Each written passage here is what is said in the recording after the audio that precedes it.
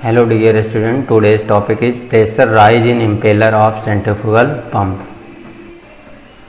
As we know that in centrifugal pump we are supplying a motor power, that is mechanical power, to the impeller shaft. That impeller converts the mechanical energy into kinetic energy. That kinetic energy is transferred to the fluid, and that kinetic energy is converted into pressure energy in casing.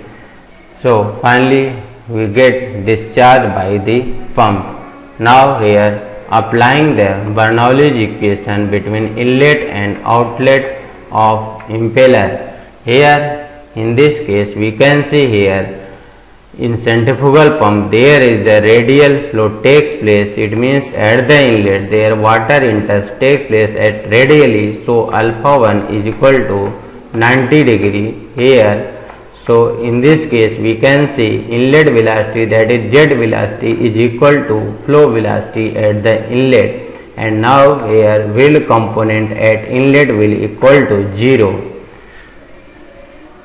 Here u1 is the blade velocity at the inlet, beta 1 is the vane angle at the inlet, Vr1 is the relative velocity at the inlet. Here at the outlet Vr2, this is the relative velocity at the outlet, beta 2 is the exit vane angle, Vf2 is the flow velocity at the outlet. Here V2, this is the jet velocity at outlet, this is phi 2, this is vane angle at outlet. Here Vw2, this is the wheel component at outlet. Here U2, this is the outlet blade velocity. Now applying the Bernoulli's equation between inlet and outlet of the impeller. Energy at input plus work input to the impeller shaft will equal to work output by the impeller. Putting the value here, energy at input P1 divided by rho g plus V1 square by 2g plus Z1 plus work input Vw2 into U2 divided by g is equal to work output P2 divided by rho g plus V2 square divided by 2g plus Z2. Assuming wheel component here, assuming Z1 is equal to Z2, here datum is same for the inlet and outlet. Therefore we get from this equation here P1 divided by rho g plus V1 square by 2g plus wheel component at outlet into blade velocity at outlet divided by g is equal to P2 divided by rho g plus V2 square divided by 2g.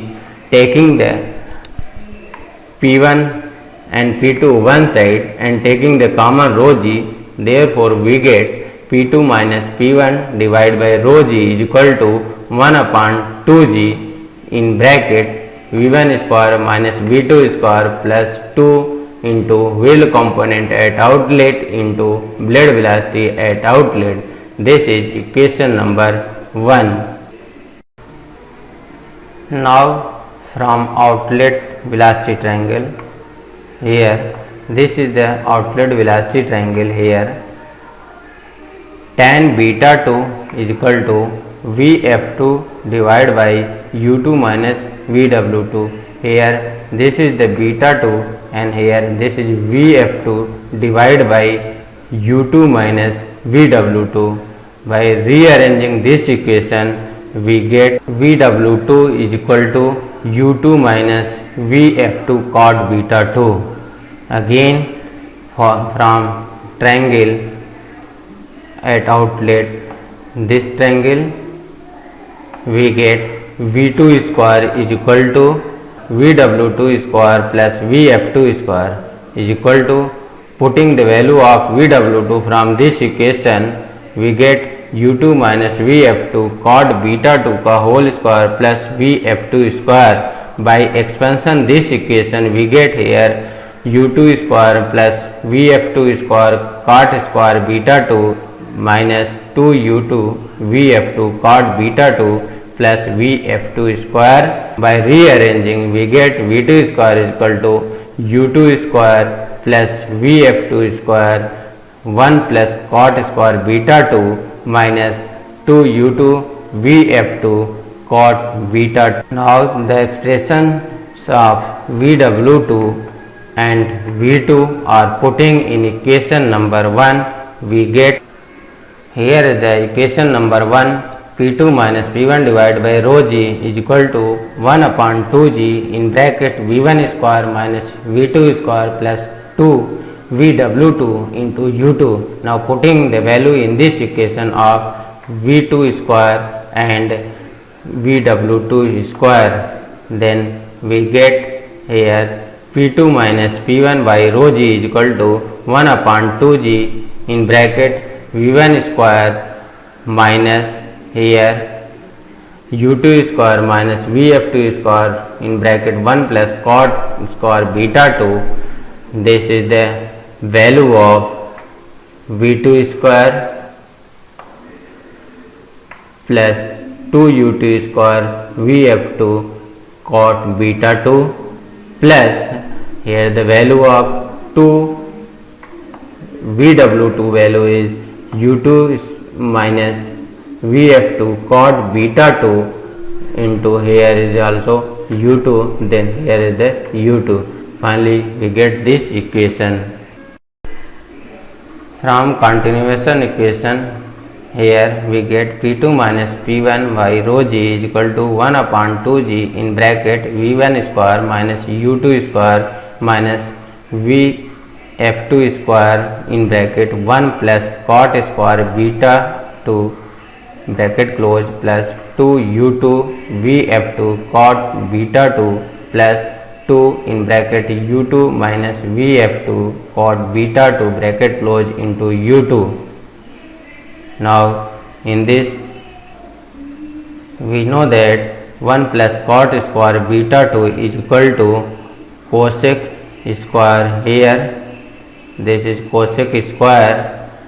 Therefore we get P2 minus P1 upon rho g is equal to 1 upon 2g in bracket V1 square minus U2 square minus Vf2 square cosec square beta 2 in place of 1 plus cot square beta 2 plus 2U2 Vf2 cot beta 2 plus 2U2 square minus 2 Vf2 U2 cot beta 2. In this equation we can see here this is plus and this is minus, so this will be cancelled out from this equation. Finally we get here P2 minus P1 upon rho g is equal to 1 upon 2g V1 square minus Vf2 square cosec square beta 2 and plus U2 square, since here is the 2U2 square in plus, here 1 is in minus, therefore we get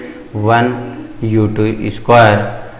For radial entry of liquid at inlet of impeller, we know that V1 is equal to Vf1 because at the inlet alpha is 90 degree here, and in this case we get jet velocity is equal to flow velocity at the inlet. Therefore putting the value in this equation we get here P2 minus P1 upon rho g is equal to 1 upon 2g in bracket Vf1 square minus Vf2 square cosec square beta 2 plus U2 square. Here we replace the value of V1 is Vf1.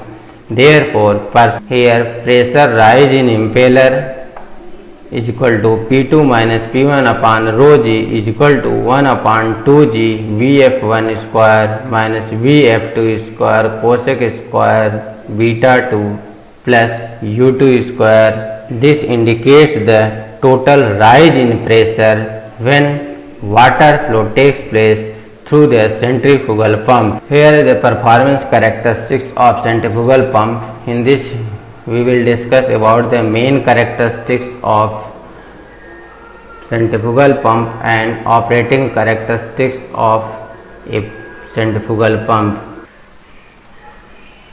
In this first we will discuss about the power here. In model testing we already derived the relationship between these all parameters, power, manometric head and discharge, from the model testing equation. There we already discussed about the speed coefficient, head coefficient, flow coefficient and power coefficient. From their relationship we get power is directly proportional to cubic power of n. Therefore this curve will lie this at this time. We are considering here q and h is constant. Here the second characteristic, when we are considering here q is constant, from the head coefficient model test equation we get h is directly proportional to square of n. So curve we will get like this. And again here is the last one characteristics for manometric head is constant, and at this time the q is directly proportional to n from the model test equation of flow coefficient. Now we have come to the operating characteristic curve of pump here, efficiency, power and head. In this curve we can see here, when first is there is the head, when their discharge is 0, it means at that time head will be maximum, because there is no work output. And when we will open the discharge valve, then discharge rate will increases and head will be decreases. This is the first operating characteristics. And second one here is the efficiency. Efficiency, we know that when the discharge rate will increases, then efficiency will also increases and get up to the maximum point. After then if we increases the discharge rate, then efficiency will be decreases. Here is the third point, that is a power input. When there is no discharge, it means at that time this indicates the power is minimum. If here discharge is increases, then power will continue increases. This is the power characteristics. And here is the last one is the output total. Here speed is constant. If discharge will increases, then output will increases. If discharge is 0, then output is 0 and it will get up to the maximum point. After then if discharge will increases, then this indicates there the output will decreases. Now today's class is over. Thank you for listening.